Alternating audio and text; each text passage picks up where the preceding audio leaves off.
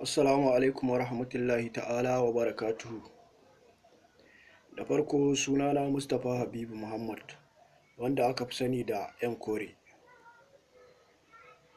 Saƙo ne nake so in tura zuwa ga babanmu kuma shugabanmu, Injiniya Dr. Abdullahi Umar Ganduje, gwamnan jihar Kano.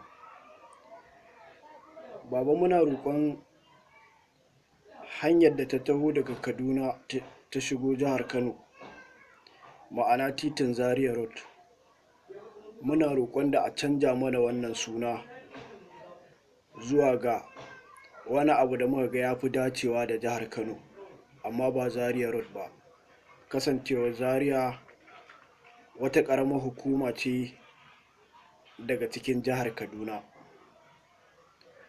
Wannan kuma ya samo asali ne sakamakon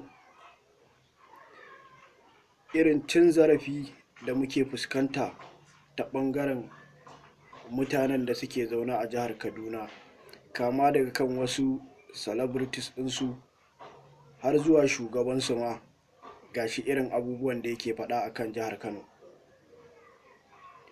To Baba, ina ganin mu a matsayin wannan jiha ta Kano State da take uwa ga sauran jihohi da suke arewacin Najeriya,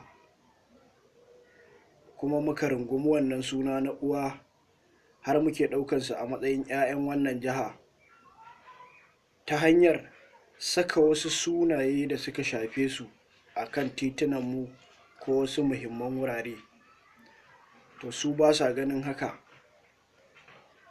To Baba, a matsayinmu na 'yan jihar Kano masu kishinta, wannan maganar kuma ina yin ta ne ba da yawuna ni kaɗai ba, da yawun al'ummar jihar Kano, musamman masu kishi daga ciki. Muna roƙon da a canja wannan hanya ta Zaria Road suna zuwa wani abu wanda kuka ga ya fi dacewa a matsayinku na shugabanninmu. Wannan shine saƙonmu a gare ka, ya mai girma gwamnan jihar Kano. Ina roƙon kuma Allah Ubangiji ya sa mu yi sallah cikin ƙoshin lafiya, Allah ya amsa ibadunmu, ya kawo mana zaman lafiya da ci gaba, ya kuma kawar mana da wannan masifu da suke damun wannan jiha da Najeriya baki ɗaya da ma duniya baki ɗaya. Assalamu alaikum wa rahmatullahi. Sai an jima.